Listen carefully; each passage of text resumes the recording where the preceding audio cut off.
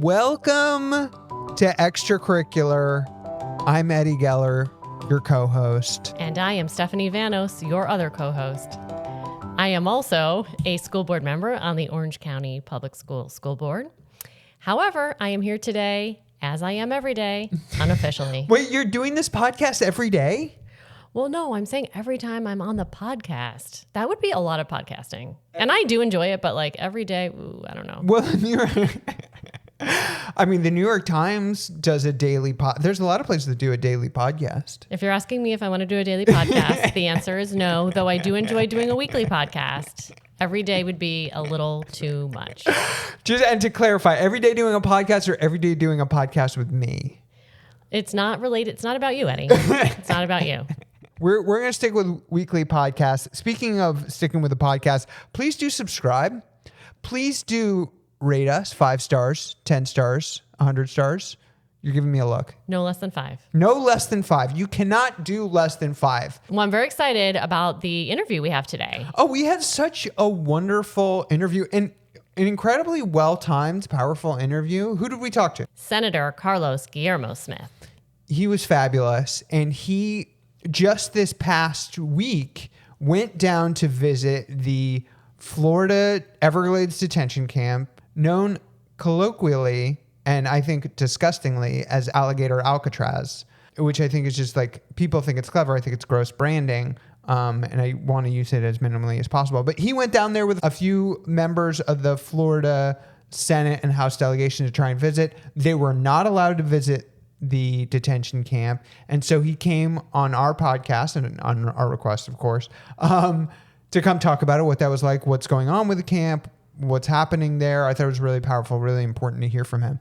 Right. And really disturbing to hear that, I want to relate back to, well, was this legal? Did they have the legal authority to go there? And they did. Actually, there is specific law that allows our state lawmakers to go to state detention facilities, jails, things like that, to prisons, to, assure that they are, and to show up unexpectedly and to be able to check in on them. And they were denied access. So I think it's going to be interesting to see what happens from there. But, real questions about who is overseeing this. If our elected lawmakers are not able to stop by and check it out, who is overseeing it? Well, let me ask, Steph, do you have access to all the schools in your district? Absolutely. And I'm reminded frequently whenever I stop by a school that I can stop by anytime, unannounced, show up and just, ask to talk to the principal, ask to walk around the school. It's welcomed, it's expected. So it is, not uncommon. And in fact, I think wildly inappropriate that we have elected lawmakers unable to access these public places that are funded using our public dollars. Absolutely. Now, when you're showing up to these schools, are you just going there to use the gym, maybe swim in one of the pools? Oh, actually, that's a great idea. I always am looking for a pool to swim in. And hey, if you have a great gym, let me know. No, if you see Stephanie swinging around on the jungle gym at one of these schools, say hi. And also, I have some impressive jungle gym skills too. So you were a gymnast. I was. So be looking out there for me on the playground. Who do you think your gymnast? Were you most like? Were you like a Carrie Strug type, or who do you think you'd compare yourself to?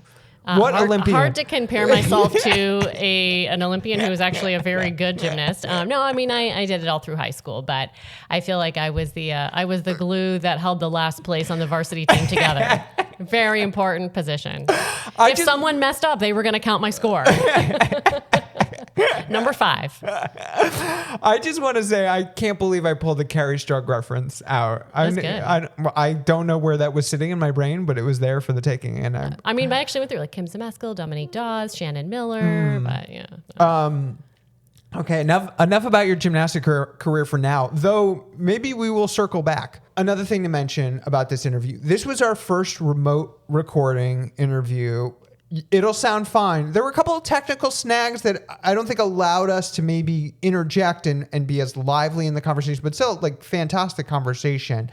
I felt like I wasn't able to get off maybe as many quips as I like to do. Did you feel that? Did you feel an absence of quips from me? Oh, well, yes.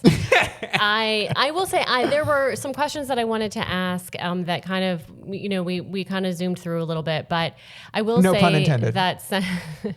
I will say that Senator Smith is an excellent explainer. And I really appreciated that in everything we talked about, he really went through step by step, explaining kind of the background and the process.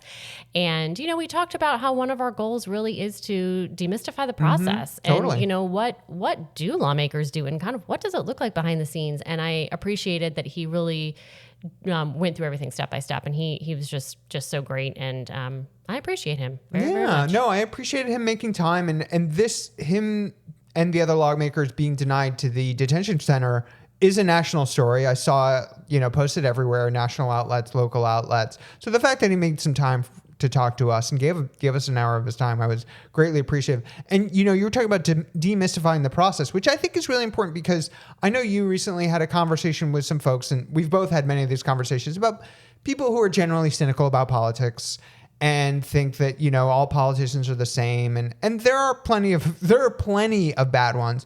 But I think it's important to talk to folks about what does it look like to actually get a bill to go through, and Senator Smith talks about what it's like getting his anaphylaxis bill. And there's people like Senator Smith, like yourself, Member Vanos, who are just working hard to make make their community, their state, the nation a better place. And politics is always going to be tough, but it's the best system we have, and we have to do our best to elect great candidates and hold them accountable. So I love that we talk about the process and demystify it as much as we can. And I think humanize the people behind the process too. Yeah. And Senator Smith, I want to say Carlos, but Senator Smith really did, I think, talk about that piece too, about sometimes when you want to get your bill through, you have conversations with people that maybe you don't agree with 80% of the time or 90% of the time, but it's important to have those conversations, because there are places where you can work together to move something forward. And so I always find, I feel like I'm the optimist, but I really, I like hearing that part of it. And I think it's important that people hear that part of it too.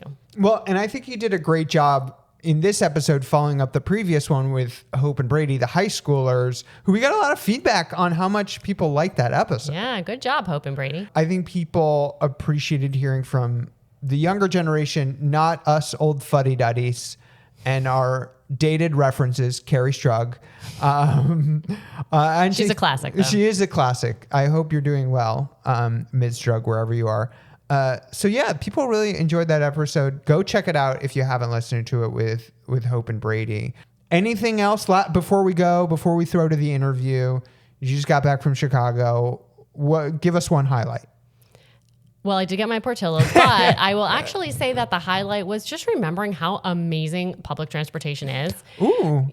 So my parents live in the suburbs of Chicago, and I feel like when I grew up there, we used to drive into the city all the time, and it didn't take that long. But now there's just so much traffic, and so we'd have 7 kids going into the city, and we were taking buses and the Amtrak and the L, and it was just so easy to use and so inexpensive and just such a great way to get around the city. It made me really wish that we had a better public transportation system here in Orlando. Yeah, it is. In Central Florida, really. Yeah, it is a bummer how lackluster, and that's probably too kind of a word, our public transport is here, and throughout Florida, it's a sad state of affairs. All right.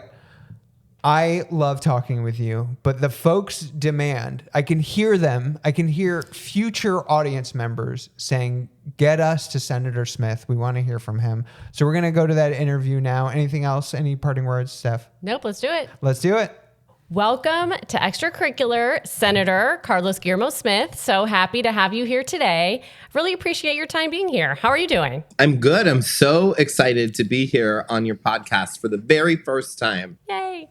All right. Well, we have a couple of things. I know there's been a lot in the news lately. And so, Eddie, do you want to kick it off? We obviously have wanted to talk to you for, since we started this podcast, but this weekend was huge news in the sense that you had gone to visit the detention camp that it's being called Alligator Alcatraz, which I think is so gross. But you went there, you went with other members of the Florida delegation. And can you just tell us what this place is and why you decided to go down there and what happened when you went down there? Absolutely. Well, a lot of folks have been hearing about this so-called Alligator Alcatraz in the news. It's an inhumane immigrant detention camp that's on an old airstrip in the middle of the Florida Everglades.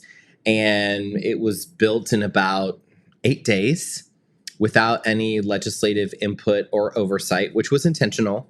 For those who don't know, Florida's usual 60-day legislative session actually ended super late. We were in the legislative session for 105 days because there was budget disagreement between the governor, the Florida House, and the Florida Senate, where I serve. So there was ample time for a huge project like this that has lots of public policy implications, certainly implications on the budget, should have been brought up for a review, for oversight, for input. Just days after we finished a 105-day session is when our unelected attorney general, who's brand new to the job and has very little to no experience, being able to lead Florida's largest law enforcement agency, which is the state attorney general's office, basically posted a video online that was basically like a propaganda clip talking about how we're going to open an Alligator Alcatraz site, and this is going to show those immigrants who's boss. They're not going to be able to escape because they're going to have to face all of the elements in the Florida Everglades, whether they be giant pythons or alligators or what have you. We're going to get this done. So first of all, the idea that our state, the state of Florida as an entity, would start managing and running without the federal government's oversight a massive immigrant detention camp, regardless of where it is, that is a dangerous escalation of our state's involvement in federal immigration enforcement. I want to reiterate that immigration is a federal issue that the state has increasingly gotten more and more involved in many ways that are unconstitutional, and there's ongoing litigation around that. But it was also meant as an attempt to get Trump's attention, because with this new Republican attorney general who will be running for this position for the first time, keep in mind he's new because he was appointed when Ashley Moody vacated the attorney general position because she was appointed by Governor Rick Scott to be our U.S. senator after Marco Rubio vacated the senator's position to be part of the Trump administration, created this, like, all these dominoes. The governor basically appointed this guy, James Uthmeier, to be our attorney general. And in order for him to actually now get elected to this position, because that seat will be up in the 2026 elections, he needs to get Trump's endorsement. So how does he think he's going to get Trump's endorsement? Well, it's always a race to the bottom with Republicans. Like, how do you win a Republican primary? Well, the way that you can win is if you get Trump's support, you're basically a shoo-in. So that's his strategy, is like just be as extreme and as MAGA as you possibly can be. And that is where this idea for this Alligator Alcatraz detention camp came up, because really it's a political strategy for him to get Trump's attention. But also, we've just found out that it's going to cost $450 million to build and maintain the site. At first, we were told that the Department of Homeland Security was going to fund this and reimburse the state of Florida from the FEMA shelter funds. That's a separate conversation entirely. You mean to tell me that you're going to revoke $500 million that is intended for hurricane victims to be able to find emergency shelter after a disaster?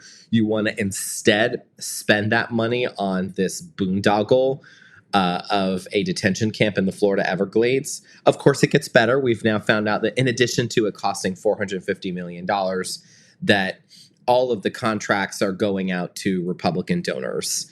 The Republican Party of Florida and Governor Ron DeSantis have basically hired some of their major contributors to be the ones that are getting these very lucrative, multi-million in some cases, contracts to build this site. And then we found out that literally hours before we arrived to make a surprise visit to exercise our legislative oversight authority, we found out, actually, the federal government is not potentially reimbursing the state. They distanced themselves from this Alligator Alcatraz site as far as their involvement and their funding of it. And so Florida taxpayers are going to potentially be left holding the bag. $450 million is no small amount of money. I know that I'm going on here, but this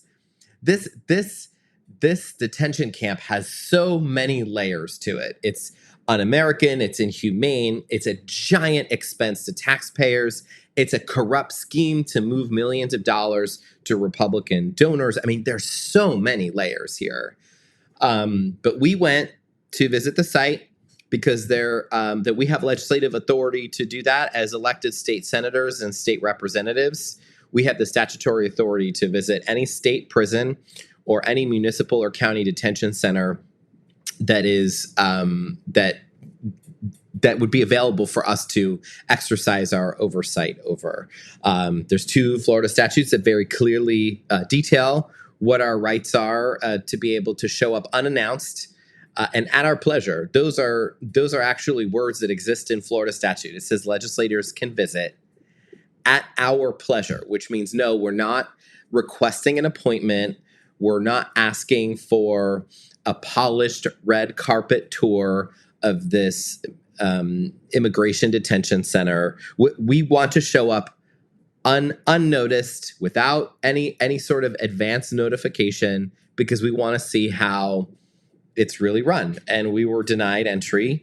We were told that there were safety concerns related to our unscheduled visit to the site, and they said that they weren't going to let us in, but that we could come back later when there's no safety concerns. But Trump had just visited right before you got there. Am I correct?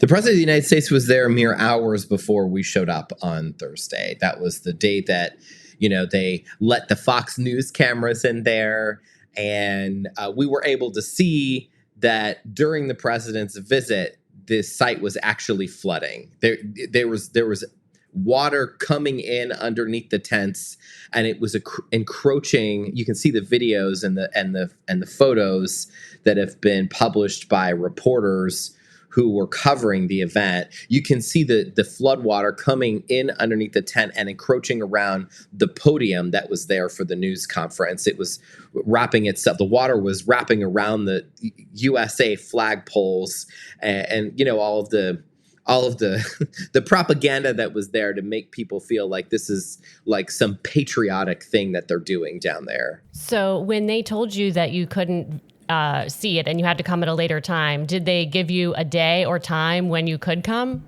to visit? No, they simply told us that they had safety concerns. I was there with a handful of other lawmakers. It was myself, Senator Chevron Jones, Representative Anna Viescamani, Representative Angie Nixon from Jacksonville, and Representative Michelle Rayner from St. Petersburg. And they said, we could schedule that. We could schedule it in advance. It's just we have safety concerns around your visit here. They wouldn't specify what the safety concerns were related to. Is it related to the fact that the place is still flooding? Is it related to the fact that it's just, that the construction of the facility is just not safe for us to walk through? I mean, obviously that begs the question, if it's not safe for us, how is it safe for the detainees? And how is it safe for the people who are working there? And to your point, Eddie, how is it safe for the president? Just hours before we were there, or maybe, but they didn't answer our questions, our follow-up. Maybe they were suggesting it wasn't safe for us to be there because they were transferring detainees, and allegedly these detainees are the worst of the worst, which I don't believe. But even if they're the worst of the worst and they fear like somehow that these folks that were being held there were dangerous criminals, I'm sorry. Again, as a state lawmaker, I have the statutory authority that I've exercised many times to show up to high-level security state prisons where there are murderers and rapists and violent criminals and people who are very dangerous. I don't give notice. I show up, as is my right as a senator. They let us in, and there's no safety concerns there. So I don't see how there was any safety concerns here either. It's made up. I mean, it's pretty obvious they just didn't want you there. But going back to the detainees, so who is actually, if you could kind of explain, who is supposed to be going there? Are these people who've gone through the process and they're supposed to go back to some country, we don't really know which country, or are the people that still have to go through the supposed process? Like, who is coming into the center? It's a great question. We have no idea who's there. We have no idea who's being detained there because they are not being transparent. They're not sharing records of which individuals or detainees are being brought there and under what criteria. We're told that this is for the worst of the worst, but that is a statement that is not to be believed because we've been told since the beginning of Trump's massive deportation scheme that they're only going after violent criminals. They're only going after the worst of the worst. But all of our data tells us, based on DHS's own internal data, that more than 90% of those individuals who have been detained recently by ICE, certainly since Trump has been president of the United States, over 90% of them have no violent criminal records. They're going after cooks, they're going after housekeepers, and they're going after people who frankly had legal status 5 minutes ago. And I say that because Trump very recently revoked legal status known as TPS, temporary protected status, for Haitians, for Cubans, for Venezuelans, and many other groups, even though the reason they are here in the United States is because they were granted legal status, TPS, under previous policies. And Trump simply revoked that in addition to legal parole status that is given to immigrants from other countries under other circumstances. Again, all of this is legal immigration.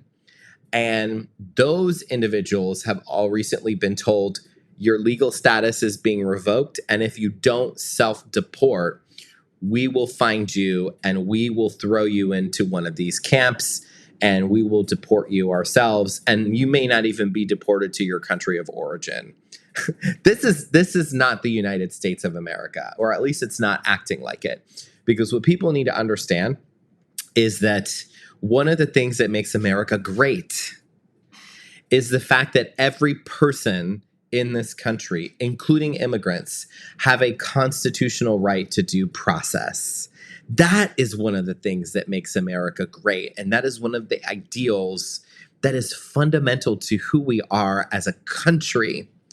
So the idea that that can just be tossed aside because of a new president or because someone won an election is antithetical to who we are as a nation. So as I watch the footage of you trying to get in, being denied, and I think other people listening to this, understanding this for the first time, it like blows my mind. I'm sure it blows their mind. Like, wait, you're a state senator. You're with members of the House. How can they just not let you in? So, which is, I think, just speaks to, what they're trying to hide. What other recourse do you have? I mean, is there, if they're not going to send you an invitation, I don't know what comes next for y'all and being able to see what these conditions look like. Well, and again, the law is on our side. Under Florida Chapter 944.23, Florida legislators have the right to visit our state prisons without providing notice. Under Florida Statute Chapter 951.225, lawmakers like myself, an elected state senator, have the statutory authority to visit county and municipal detention facilities. If this is not a state prison or a detention facility, what the fuck is it? I'm sorry. I don't know if I'm going to get censored on this podcast. No. But what is this and who is exercising oversight authority over it if not a state senator? Because here's what we know. This site is being described in litigation by the defendants being the state of Florida and the Department of Homeland Security. All of them are describing this as a state-run facility. It is not a federal facility.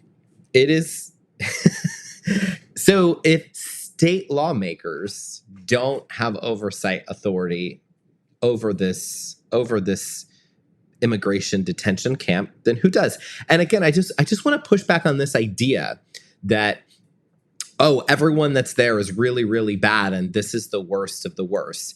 We have no evidence to suggest that this is some special facility where they're only sending violent criminals. We have no evidence to suggest that other than what they've said. And again, what they've said is not to be believed because they've been consistently lying about the fact that they claim that they're going after violent criminals. They are not. They are showing up at courthouses when folks have legal immigration proceedings that they are going through as part of their right to due process. So these individuals are following the law. They are following the process that they have been told that they need to follow. And then when they show up to the courthouse and they're done with their judicial proceedings and their court proceedings, ICE is there waiting for them to detain them and take them away. For doing what? For showing up and following the rules, not because they were thrown in jail, not because they, did something wrong, they committed some violent crime or they were arrested. A lot of these people are following the process.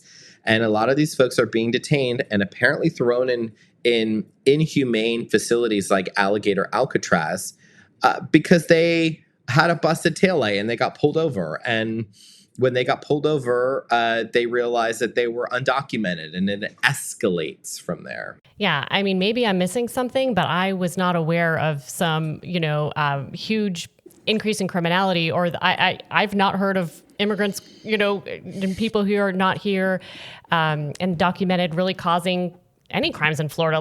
Is this a problem that they've just created? Because I haven't heard about it. I've lived in Florida for over 20 years. I don't know what that's all about. Well, what we know is the statistics all tell us that actually undocumented immigrants are substantially less likely statistically to commit violent crimes than their citizen counterparts. And it's easy to understand why. Even before Trump was elected, undocumented folks don't want any trouble. They don't want to get caught up in any legal proceedings. They don't want to have to interact with law enforcement out of fear that they will be detained and they will be deported. So that is why statistically undocumented immigrants are substantially less likely to commit violent crimes, because they don't want to draw attention to themselves. What crime have they committed? Well, they love their families too much. They want what's best for them. And in order to provide for their families and give them a better life out of love for them, they have found themselves in the United States. They have come to the United States to try to basically live the American dream in the best way that they know how, because the alternative is political violence, authoritarianism in some of these right-wing or left-wing countries, depending on which country we're talking about, because there's left-wing and right-wing authoritarian regimes throughout Central and South America. And they just want a better life for their families. That is the crime that they have committed. Right. One other question I had about this is, you mentioned that it's, cooks and housekeepers and, construction workers who are sort of being rounded up for, again, like having a busted taillight or something like that. What about their employers, the people who've hired them? Are they standing with you and saying, no, like these workers are the backbone of our economy and we need them? Are you finding support from those sort of like corporate employers, or what's their relationship to this? Sure. Well, a lot of them are pushing back because, listen, I mean, we have massive labor shortages in the state of Florida. Labor shortages as it relates to construction, as it relates to agriculture, as it relates to nursing and healthcare. I mean, there's so many teachers. I mean, my goodness, we have real labor shortages in the state of Florida that are being made worse when we create this environment of fear where people actually are self-deporting. So, I mean, I'll give them that. this campaign of fear and terror has been very effective in scaring the pants off of immigrants because they don't want to get caught up in the system in this way. You know, you're reading about these horror stories where people are detained, they're not given their due process rights, they've not done anything wrong and committed any crimes, and then they get deported to some gulag in another country that they didn't even come from, and you can't find them, and there's no record of them, and they're just, you know, families and workers are just being disappeared. And now you have this Alligator Alcatraz insanity that is another propaganda tool to try to put the fear of God in these people. And I just want to point out the people who are the loudest about stripping people of their due process rights and throwing them in some inhumane detention camp where they're going to be surrounded by alligators and pythons. Yeah, that'll teach them a lesson. Put them in these inhumane conditions and, you know, don't give them proper nutrition or access to water. Have them get bit up by mosquitoes, where actually the bigger threat is not pythons and alligators. It's malaria and all kinds of mosquito-borne diseases and illnesses. That's the real Zika, you name it. That's the real threat to the health and safety of these individuals. All of these people who are pushing this the hardest, James Uthmeier, our unelected attorney general, Ron DeSantis, and others, these people claim to be Christians, and they're doing it in our name. It's so disgusting. And I want to, unless Steph has more questions, I want to kind of close with, on this particular issue, what can folks do? How can they contribute to bringing attention to this, to fighting back against this? Curious what you're thinking. Well, I think that they should reach out to their elected state leaders, because folks need to be hearing from their constituents that site is already built.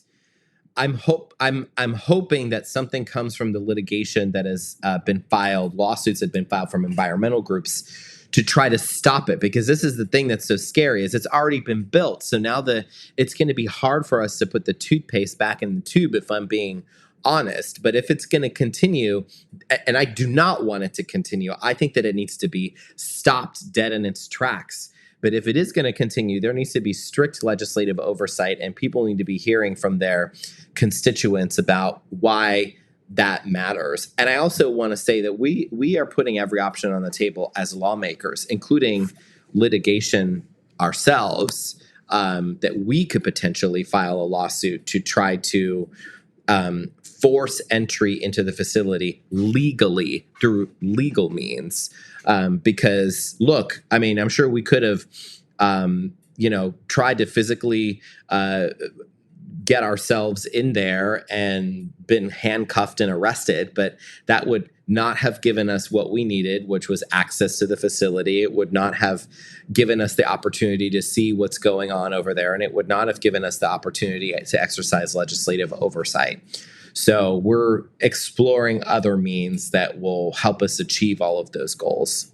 Also, I think they are foaming at the mouth to arrest Democratic lawmakers. I think they are very excited to put, Democrats in handcuffs. And so I'm glad that you're still out there fighting and not in detention.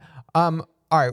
I want to transition from this and throw over to Steph to something a little more hopeful and a little more bright, and talk about some of the work you did this past legislative session. Sure. So I'm going to throw to Steph. Yeah. Yeah. Well, I would love to hear. I know you passed a bill this session, the anaphylaxis training law. So congratulations for that. That is not easy to do in the makeup of the legislature that exists. So congratulations. Thank you. One thing I'd like to know is just maybe if you could just talk us through the process. I think, one of my goals is to help people understand, kind of maybe like take the mystery out of what happens up in Tallahassee. So if you could just kind of talk us through, how you got the idea to, write this bill, and then how, did you write it? Did someone else write it? How does that happen? And then, how do you get support for it? Just kind of like, if you could kind of just talk us through some of the mechanics of that, I just think that would be really interesting. Sure. I mean, a lot of times, look, the sausage making is like it's kind of an ugly process, but it's a complicated process as well. But I think there's a lot of value in like demystifying that for people. Look, in the Florida Senate, I'm allowed to introduce an unlimited number of proposals and bills. That's not the same in the Florida House of Representatives. They're limited to actually filing 7 bills every legislative session. I am not limited in that way as a senator. But we had heard from a mom in Winter Park. Her name is Sherry Isler.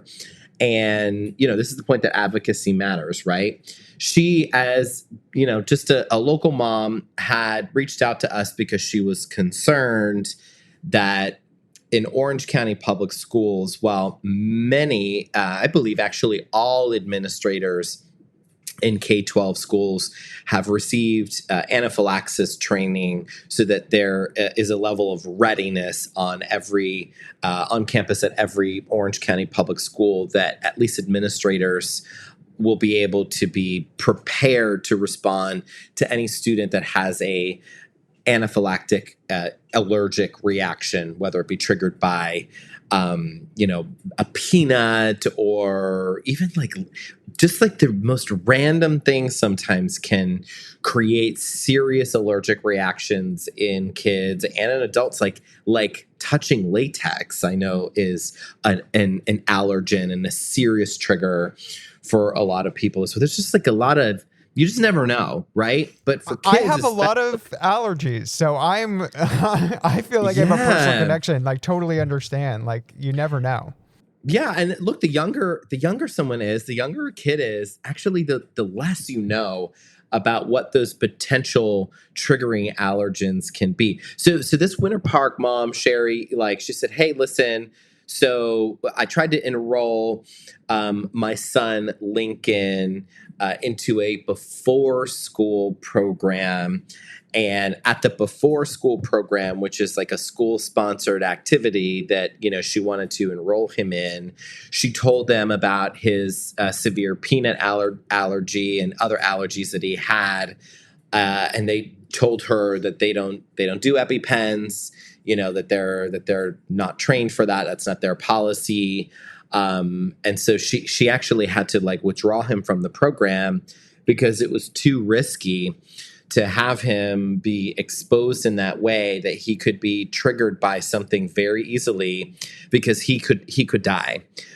He had already at such a young age, I think he's 9 years old now. He has almost died many times in his life, where his throat started closing. He was unable to breathe because there was some triggering allergen, and literally the EpiPen is what saved him. So, she rightfully was very frustrated, and she asked us to pursue a proposal in the Florida legislature to pass a new law that requires our public schools to be ready to have folks on site at school to administer EpiPens to try to save a student's life. So that's kind of where it all began. And this is something that, I'm not the first person that has drafted or introduced this bill before. The person who served in the seat before me, Senator Stewart, had also introduced a version of this bill. Representative Rita Harris had done it 1 year before as well. But Rep Harris and Sherry, the Winter Park mom, they wanted to try this again. So we started moving it through the process, and yeah, it's really hard to get bills heard. I'm a Democrat. I'm a Democrat in the super minority. I am one of 10 Democratic state senators serving in the Florida Senate. And just to give folks an idea of the ratio, there are 40 state senators. 10 of us are Democrats. One is no party, and everyone else is a Republican. So when you're not in the majority party, you have to beg and scrape to get your legislation heard. But I got in front of the right people, and I made the pitch, and they said, we want to put this on the agenda. So we were very excited about that. And after it moved through its first committee, actually, we started getting some feedback from stakeholders who realized, oh wait, they're serious. They want to require school personnel to be trained in K-12. This is going to have a lot of other implications, and we have concerns. So what were the concerns? You're probably wondering, like, this should be something that, everyone's getting behind, especially if it means saving a student's life who has an anaphylactic response. Well, the concerns were, for example, because the way that our bill was written is we said we wanted to have at least one person who was trained on how to identify allergic reactions and anaphylactic responses in students, and who knew how to administer an EpiPen properly to mitigate that allergic reaction. But we were wanting to make that a requirement for that training, not only during school hours, but also for before and after school sponsored extracurricular activities.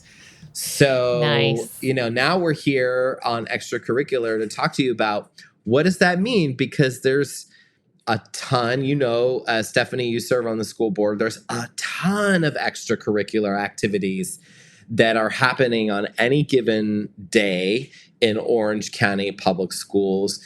And because we were saying, you need to have someone trained during the school day and for all school-sponsored extracurricular activities before and after school, it was pointed out to me that once you get to high school, the number of extracurricular activities is like through the roof.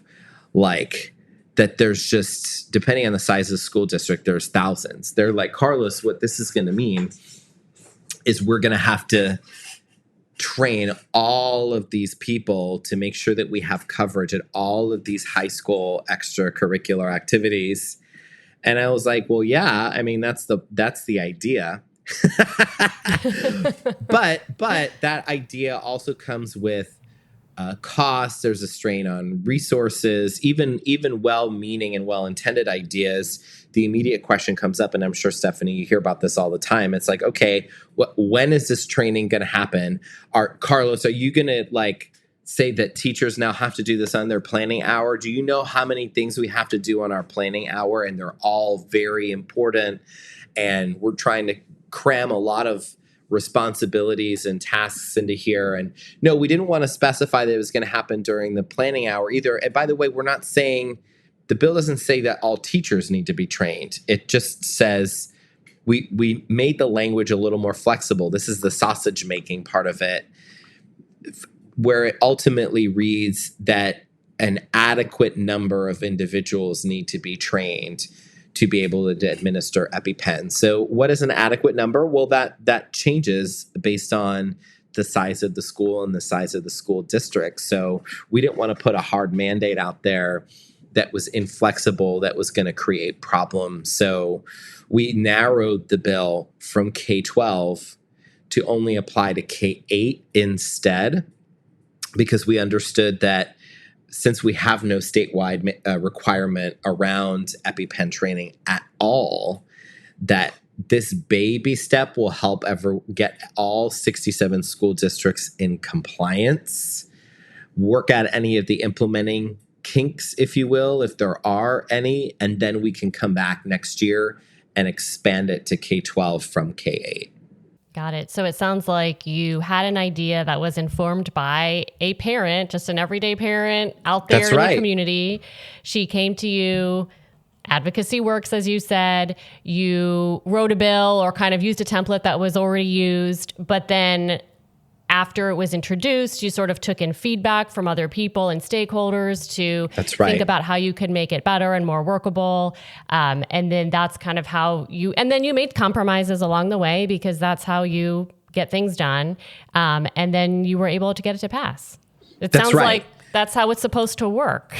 Yeah. We narrowed the bill from K-12 to K-8 based on feedback. We can come back for those years later. And look, the idea was in K-8, there's very few to no students who are going to be able to carry their own EpiPen. Like by the time you get to high school, some of the students know enough about themselves and their allergens and how they need to be prepared that, some of those high school students are going to be able to carry an EpiPen themselves. Does that mean there's no risk? No, absolutely not. Do we want to make sure that a teacher or an administrator or school personnel is trained in high school as well? Absolutely, we do.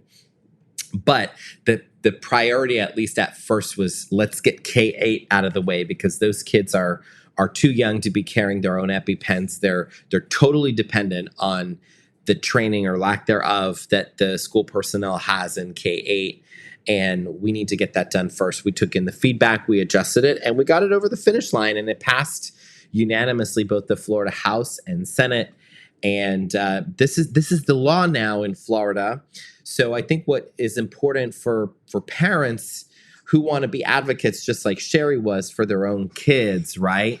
That they are aware that this law should be effective when the new school year is effective when the school year starts. So they should be asking their school districts and their school administrators the right questions. What is your plan to make sure that my student's emergency action plan is properly executed in the case of an allergic reaction? Who is going to be trained on site? How many people are going to be trained? These are questions that we empower parents to be asking their school districts and administrators. I love that. And it's good for parents to know that this exists and that they do need to follow up and ask those questions, and that schools should be giving them these answers and letting them know that they will have someone trained. So thank you Absolutely. so much. I do know. And I drew out the process a little bit to show that I know it's really hard for lawmakers in the minority to pass bills, but that if you do it the right way and you're taking an input and you're focused on the people that you serve, you can't always get it done, but that the process can work. 2 follow-up questions I had on it was, does this apply to charter schools? It does. It applies to all schools that are considered public schools. And for those who don't know, charter schools are public schools. So it applies to our public charter schools and our traditional public schools as well.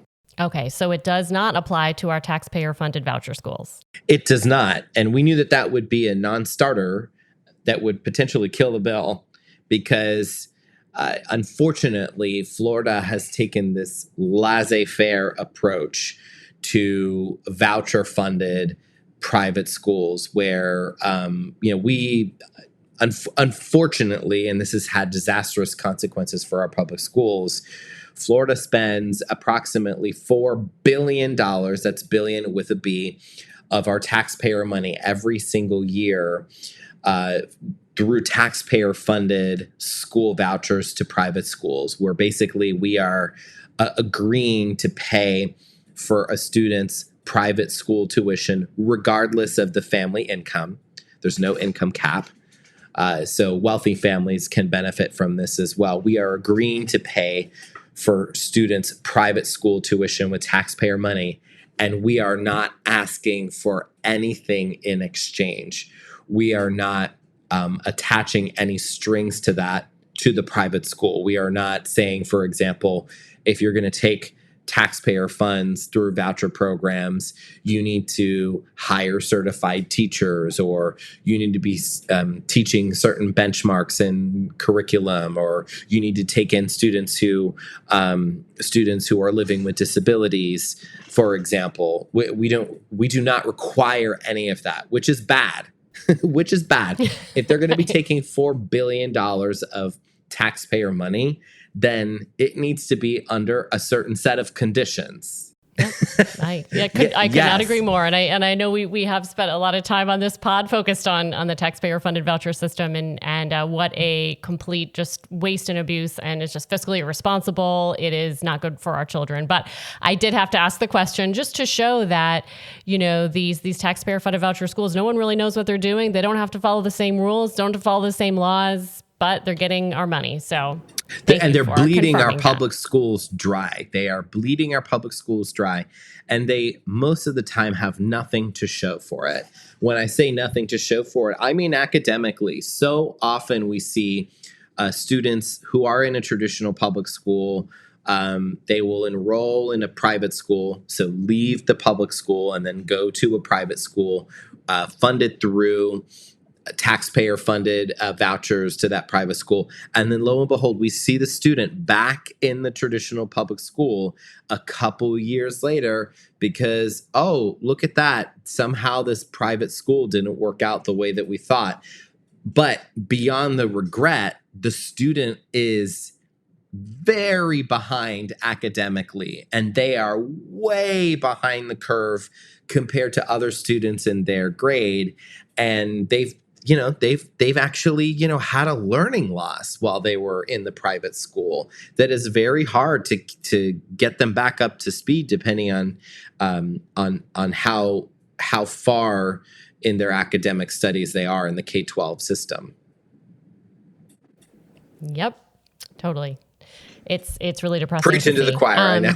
Yeah, I know. Is there anything, I know you and, we talked about the session and the TDT. Was there anything else you were passionate that you want to talk about, sort of close us out? Yeah, I mean, you just said it right there. We just barely missed getting our tourist development tax reform proposal passed. We almost got it over the finish line. We were very, very close, but it fell short near the very end of extended session. Basically what I've made a point to do this year is we have prioritized reforming how we spend and use tourist development taxes in the state of Florida.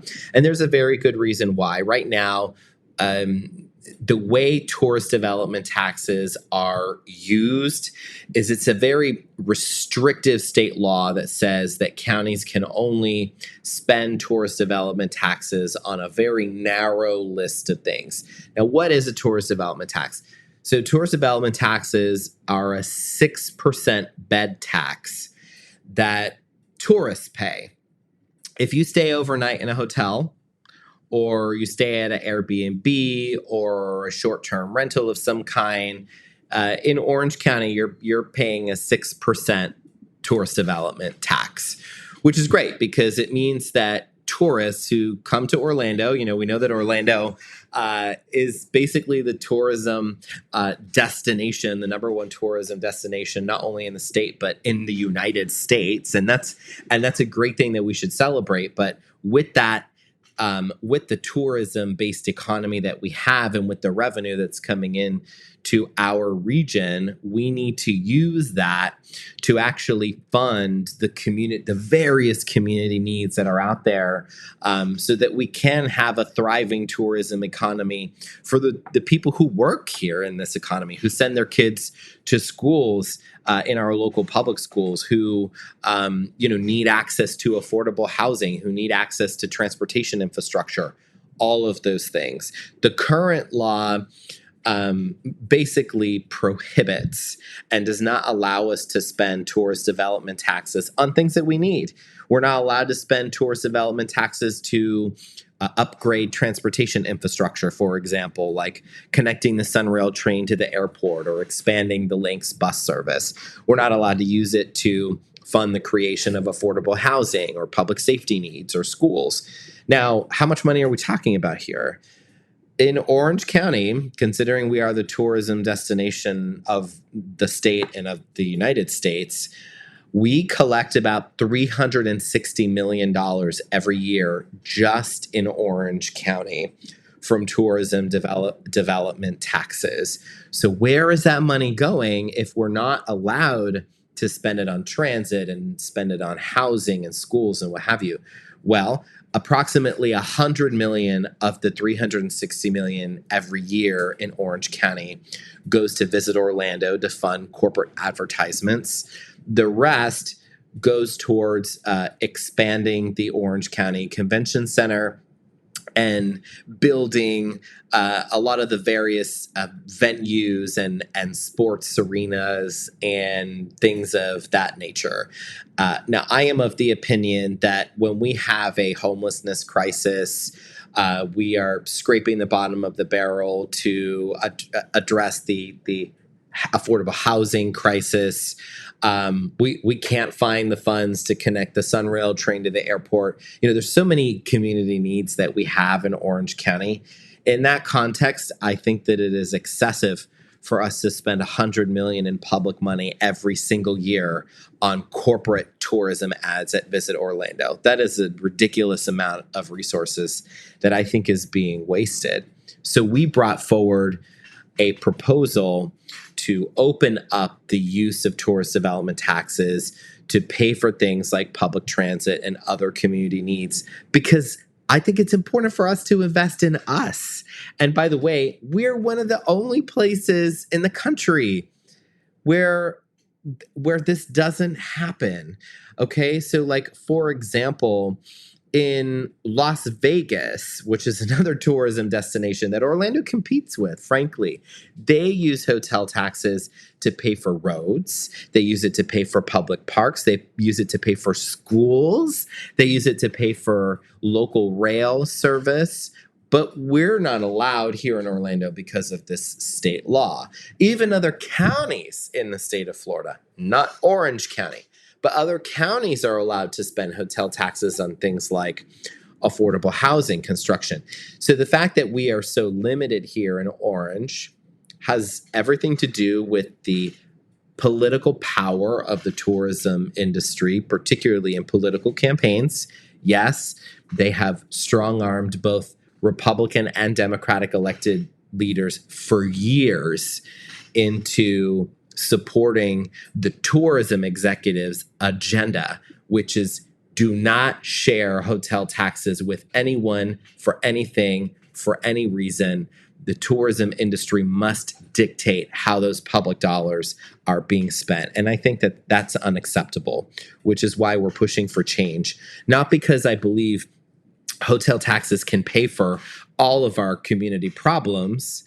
No, but tourism development taxes are a very important funding stream that is being squandered on things that we don't need. We've heard so much this legislative session, even from our governor and from conservative leaders, particularly around how, oh my God, there's, property owners their property taxes are too high. They're paying for everything. We need some type of property tax relief. Well, in the same vein, I am of the opinion that tourists should be paying for public transit, not property owners. But that's what's happening right now. We, local property owners and local taxpayers, are having to pay for everything under the sun. And when tourists come here and pay taxes, it's to fund corporate welfare through Visit Orlando ads, and let's expand a half-empty convention center that employs minimum wage workers. Even though the Orange County Convention Center, which is a luxurious facility, is larger than the Pentagon and is probably the largest complex of its type on the planet, I don't think that we need to expand it further. That is apparently a controversial opinion to come from a politician in Orlando. I don't think we need to expand the convention center further, but that's just how much influence tourism executives have over our elected leaders that we're trying to change. Are there any areas where you think people are more open to expanding the TDT?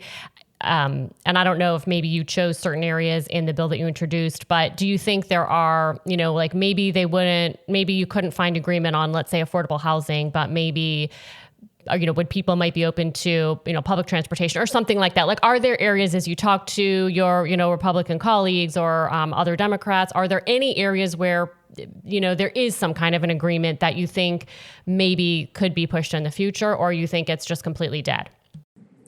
Well, the fact that it almost made it across the finish line, because here's what happened. I filed 3 tourism development tax reform proposals. One of those proposals that allows for us to use tourist development taxes on transit and limits our required public spending investment in Visit Orlando, that was included in the Senate's tax package, which is written and put together by the majority party, the Republican Party. So the fact that it was included in the Senate tax package and remained through the extended session until the very last day of negotiations tells you that it's not dead. It tells you, wait, this has wide bipartisan support.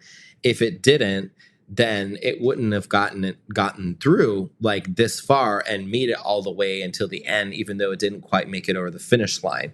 So we know that that gives us a huge head start next year on being able to revisit these proposals in an effort to enact some of these reforms and possibly tweak it and see, because we filed a different bill also that said that we would be able to use tourism development taxes to pay for affordable housing and public safety. We know that other communities use them to pay for public schools as well. That's something that I think should be considered, especially in the environment that we're in, where our public schools are being bled dry by taxpayer-funded school vouchers.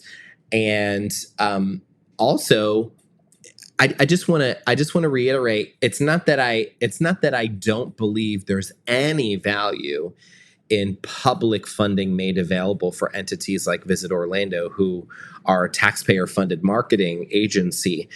What I question is the excessive public investment in that organization.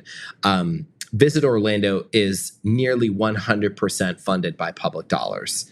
I think that is wrong. If the tourism industry believes so strongly in the mission of Visit Florida and believes that we must have a well-funded corporate marketing agency to promote tourism to Orlando, well then fine. Put some skin in the game and you pay for it. You help pay for it. We introduced a bill that didn't get heard this year, but it required a dollar for dollar private match in agencies like Visit Orlando. It specifically said for every dollar of public funds you receive as a convention bureau, basically like the Visit Orlandos, the Visit Fort Lauderdales of the world, for every public dollar you receive, you must secure a private match of $1. So if they believe at Visit Orlando that they need $100 million every year to run their ads, fine. Go find $50 million of private money and we'll put up $50 million to match that, if that's what you believe. But right now, we as taxpayers are nearly 100% on the hook for everything that they do. And I'm sorry, but we cannot afford that. And my theory, just one last thing I'll say before there's more. Eddie, as people are wondering, well, don't we need that? Like, don't people come to Orlando for a reason? Is our economy going to suffer if we don't spend $100 million in Visit Orlando TV ads? No. Listen, if Visit Orlando is the number one tourist destination in the United States, is that really going to change if we don't spend $100 million in taxpayer money on ads? Are we suddenly going to be number 2 or number 3 or number 4 because we didn't put enough corporate ads on TV telling people, hey, did you know the Magic Kingdom is here in Orlando? Did you know that? Did you know that the Harry Potter Wizarding World and Gringotts and Diagon Alley is here in Orlando? We need to tell you that in a TV ad for you to remember that? People know what's here. Give me a break. Yeah, no, I'm sure there's no wasted money in that $100 million. Give me a break. Steph, I'll let you close it out.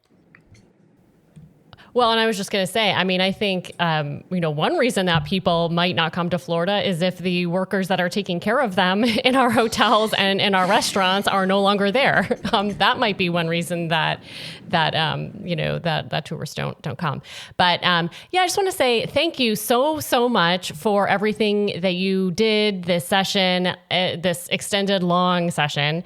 I know it was a lot, but I'm so thankful for you. And thank you for coming on this podcast. And you really just you explain things in a way that is so easy to understand. And, that's just an important goal is again, to kind of demystify the process and just get insight from people who are in there doing the work. So thank you for doing that. And thank you for doing the work. I really, really appreciate you. Thank you, Stephanie. And thank you for what you do on our school board. I'm so proud to have you representing so many of us on the Orange County Public School Board. Oh, well, I'm looking forward to our next joint canvases together, but luckily we get a little bit of a break this year. All right. Well, you have a good day. Thanks again, Carlos. Thanks, y'all. Take care. Bye.